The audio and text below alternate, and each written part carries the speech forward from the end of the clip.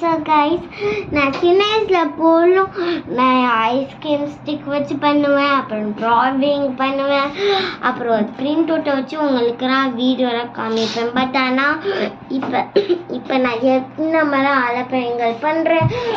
Part 1, part 2, part 3, part 4 பண்ணுறேன். So காமெடிஸ்னால் பண்ணுறேன். எல்லாமே அவங்களோட சப்போர்ட் காண்டி